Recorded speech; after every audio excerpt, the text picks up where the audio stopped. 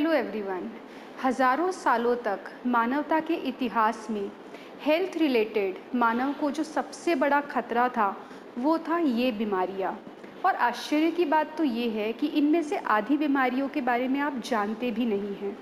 तो ऐसा क्या चमत्कार हुआ, ऐसा क्या हुआ कि हम इन बीमारियों से लड़ पाए। तो आज से 200 साल पहले एक सिंपल थियरी थी, जर्म थियरी ऑफ डिजीजेस, यानी कीटाणुओं की वजह से बीमारी होना। इसका सिंपल मतलब ये था कि कुछ कीटाणु होते हैं जो शरीर के बाहर रहते हैं, वो किसी तरह शरीर में आ जाते हैं और हम बीमार हो जाते हैं।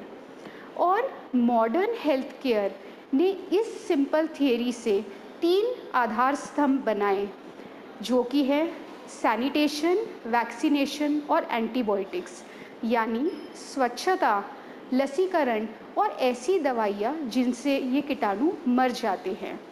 आज से 200 साल पहले जब कोई बच्चा जन्म लेता था तो उसकी एवरेज एज अप्रॉक्सीमेटली 45 ईयर्स होती थी। पिछले 200 सालों में साइंस ने और रिसर्च ने हम सबके हेल्थ और लाइफ में 3 महीनों का एडिशन किया है। तो आज 2022 में अगर एक बेबी बॉर्न होता है तो उसकी एवरेज एज अप्रॉक्सीमेटली 80 ईयर्स होती है। पर 80 ईयर्स की इस लाइफ में ह्यूमन को इन सब बीमारियों का सामना करना पड़ता है। तो आज हम एक लंबी लाइफ तो जी रहे हैं, पर उसमें से आधी उम्र हमारी इन बीमारियों से लड़ने में चली जाती है। तो आज का टॉपिक है सिरकैडियन रिदम, क्योंकि सिरकैडियन रिदम के बिगड़ने की वजह से इनमें से काफ़ी बीमारियां होती हैं। तो सिरकैडियन रिदम का सिंपल मीनिंग है 24 घंटे की लय। तो क्वेश्चन ये आता है कि सिरकैडियन रिदम क्यों है। तो अर्थ पर, पृथ्वी पर जब से लाइफ फॉर्म है, और सारे लाइफ फॉर्म, समुद्र के जीव हो, चाहे बैक्टीरिया हो, चाहे पशु पक्षी हो, चाहे पेड़ पौधे हो, इन सब यानी हम सब लाइफ फॉर्म्स को एक कॉमन चीज़ जो रोज़ फेस करनी पड़ती है वो है रोज़ होता दिन और रोज़ होती रात। और ये कॉमन फैक्टर जो रात और दिन है, इसको फेस करने के लिए लाइफ इस तरीके से विकसित हुई है कि हमारे डीएनए में ये रिदम इनकोडेड है। ये रिदम इतनी इंट्रिंसिक है कि अगर धरती से इन लाइफ फॉर्म्स को उठाकर हम एक दूसरे ग्रह पर ले जाए जहाँ पर सब कुछ सिमिलर हो, बस दिन और रात ना हो, तो वहाँ पर ये लाइफ फॉर्म जीवित भी नहीं रह पाएंगे। और सिरकैडियन रिदम की इसी इम्पोर्टेंस को समझते हुए 2017 में नोबेल प्राइज़ इन 3 साइंटिस्ट को दिया गया था। तो अब हम ये जानने की कोशिश करेंगे कि सिरकैडियन रिदम कैसे वर्क करती है और हम कैसे जाने कि एक्चुअल में सिरकैडियन रिदम है कि नहीं है। तो इसके लिए एक सिंपल एक्सपेरिमेंट है। अगर आपने मुझे एक रूम में बंद कर दिया जहाँ पर बेड हो और खाना हो, तो बिना घड़ी के भी रात को 10 बजे मैं सो जाऊंगी। रात को 2 बजे के करीब मैं गहरी नींद में रहूंगी। सुबह होने से 2 घंटे पहले मेरे शरीर का टेम्परेचर बढ़ने लग जाएगा। सुबह होते से जब मैं उठूंगी तब मेरे शरीर का स्लीप हार्मोन यानी मेलेटोनिन थोड़ा कम हो जाएगा और स्ट्रेस हार्मोन यानी कॉर्टिसोल लेवल का स्तर बढ़ने लग जाएगा। दोपहर के 12 बजे मेरा ब्रेन सबसे ज़्यादा एक्टिव होगा। शाम होते होते मेरे शरीर में मेलेटोनिन यानी स्लीप हार्मोन बढ़ने लग जाएगा और रात को 10 बजे मैं सो जाऊंगी। और ये हर दिन होगा बिना घड़ी के, फिर भले ही आप मुझे कितने भी सालों के लिए लॉक कर दीजिए। तो ये क्यों होता है? क्योंकि हमारे शरीर में हर ब्रेन केमिकल, हर एंजाइम एक पर्टिकुलर समय पर बढ़ता है और एक पर्टिकुलर समय पर कम होता है। तो हमारी बॉडी का मेटाबॉलिज्म और फिजियोलॉजी हमारे शरीर के अंदर की क्लॉक से जुड़ी है और हमारी अंदर की घड़ी बाहर होते दिन और रात से जुड़ी है। तो पिछले 100 साल में क्या बदला है? हमारे पूर्वज जो खेती करते थे या फिर शिकार करते थे, उन्हें 12 घंटे टोटल अंधेरा मिलता था, जिस वजह से वो 9 घंटे गहरी नींद सोते थे। दिन में वो 2 या 3 बार खाना खाते थे क्योंकि खाना लिमिटेड था, प्रिजर्वेटिव्स नहीं थे। और रात में जागना या फिर खाना डेंजरस था। इंडस्ट्रियल रिवॉल्यूशन आया, जिससे लाइट आए, हम रात को भी जगने लगे। फूड प्रोसेसिंग, फूड प्रोडक्शन बढ़ा, फूड इजीली अवेलेबल हुआ और हमारी सर्कैडियन रिदम बिगड़ गई। अब हम रात को जागते हैं और हमें डाइटिशियंस भी यही कहते हैं कि हमें हर 2 या 3 घंटे में खाना चाहिए। अगर आप 1 या 2 दिन भी अच्छे से सो ना पाए, रात को ना सो पाए, तो आपको दूसरे दिन थकान महसूस होगी, मूड स्विंग्स महसूस होंगे और चिड़चिड़ मचेगी। तो ये बीमारियां तो नहीं हैं, पर अगर आपको ऑटो इम्यून डिजीजेस है जैसे कि रूमेटॉइड आर्थराइटिस या फिर हाशीमोटोज थायरॉयडाइटिस, तो ये डिजीजेस फ्लेयर अप हो जाएंगे। पर कुछ हफ्ते तक अगर ऐसा कंटिन्यू चला तो आपको क्रॉनिक बीमारियां हो सकती है। और पिछले 10 सालों में अप्रोक्सीमेटली 2500 ऐसी पब्लिश्ड रिसर्च है जिसमें ये साबित हुआ है। तो हम 65 ईयर्स तक की एज तक, यानी रिटायरमेंट की एज तक पहुंचने तक हम क्रॉनिक बीमारियों के चपेटे में आ जाते हैं और ये बीमारियां हमें शारीरिक, मानसिक और आर्थिक रूप से तकलीफ देती हैं। तो आज से 20 ईयर्स पहले ये डिस्कवर किया गया कि हमारी आँखों में जहाँ की अप्रोक्सीमेटली 130 मिलियन न्यूरॉन्स होते हैं, उसमें से 5000 न्यूरॉन में एक special blue light sensing protein होता है जिसे कि मेलानोप्सिन कहा जाता है। इस मेलानोप्सिन की एक स्पेशलिटी है कि ये सिर्फ ब्राइट लाइट से एक्टिवेट होता है। तो जब लाइट की डिस्कवरी नहीं हुई थी तब मेलानोप्सिन सिर्फ दिन में एक्टिवेट होता था और अंधेरा होते से हमारे शरीर में स्लीप हार्मोन बढ़ने लग जाता था, जिसकी वजह से हम अच्छी गहरी नींद ले सकते थे।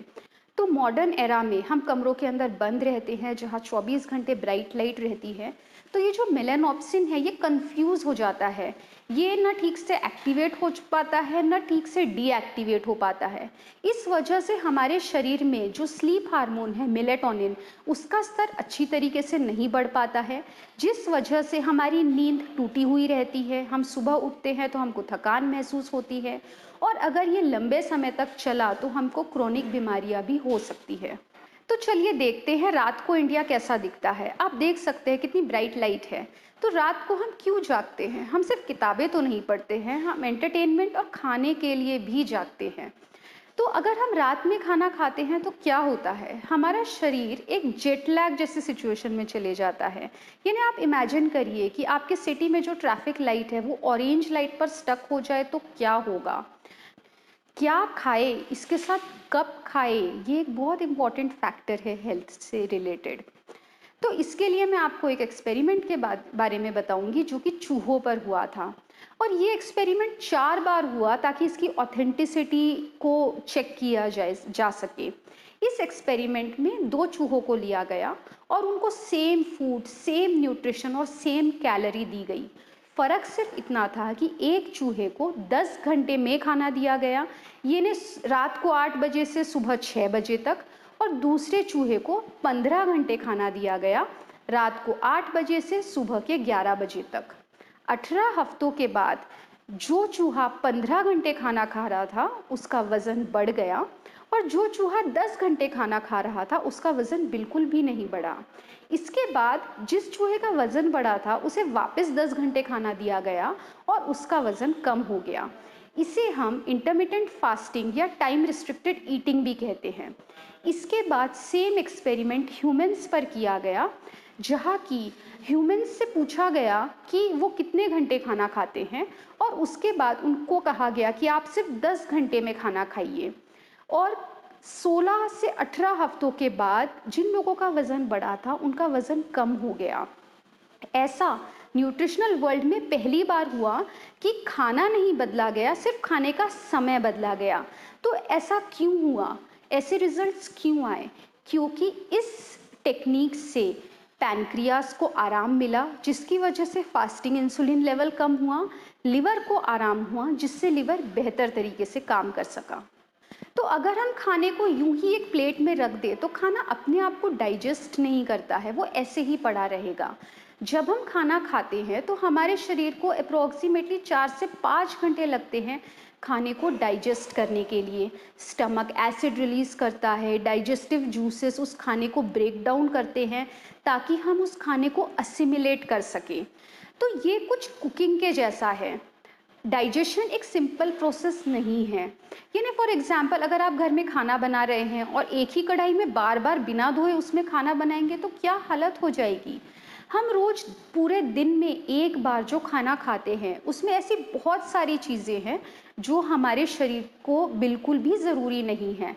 फॉर एग्जांपल वनीला फ्लेवर हो गया, फूड कलर्स हो गए, प्रिजर्वेटिव्स हो गए, इवन सब्जियों और फलों के छिलके, बीज और ये सब जो चीज़ें हैं इससे हमारे शरीर में जो गट है यानी आंतड़ियाँ है उसके अंदर की जो परत है जिसे गट लाइनिंग कहते हैं वो हर दिन अप्रोक्सीमेटली 7 से 10% तक डैमेज हो जाती है।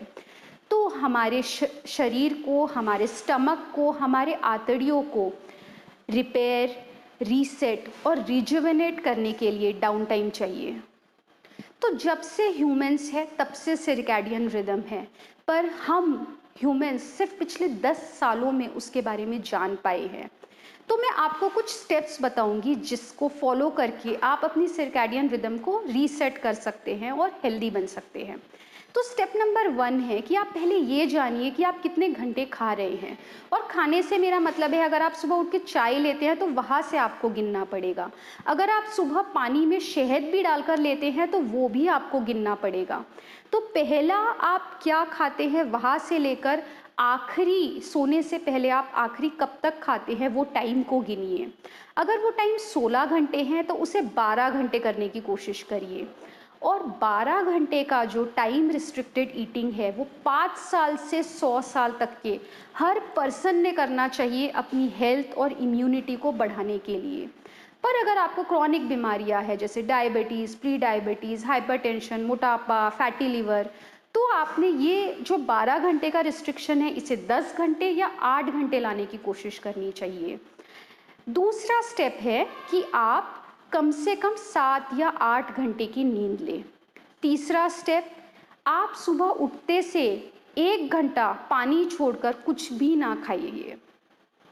और नेक्स्ट स्टेप है कि आप सोने से 2 घंटे पहले मुंह को लॉक कर दीजिए। जब मैं आपको टाइम रिस्ट्रिक्टेड ईटिंग के बारे में बता रही हूँ तब जब आप नहीं खा रहे हैं उस टाइम पर आप पानी डेफिनेटली पी सकते हैं। और आखिरी स्टेप है कि रोज कम से कम 15 से 20 मिनट आप बाहर निकलिए। ऐसा नहीं है कि आप सड़क पे धूप में खड़े हो जाइए, आप शेड में भी खड़े हो सकते हैं, पर बाहर ज़रूर निकलिए। तो सर्कैडियन रिदम एक सिंपल तरीका है जिससे आप अपनी हेल्थ को रीसेट कर सकते हैं। अगर आप को कोई बीमारियां नहीं है तो आप बीमार नहीं होंगे। अगर आपको क्रॉनिक बीमारियां है तो आप सर्कैडियन रिदम के स्टेप्स को अप्लाई करके प्लस मेडिकेशंस लेके आप अपने क्योर को एक्सेलरेट भी कर सकते हैं और होपफुली आप बीमारियों को रिवर्स भी कर सकते हैं। तो अगर आपको मेरा वीडियो पसंद आया होगा तो प्लीज़ शेयर और सब्सक्राइब ज़रूर करिए।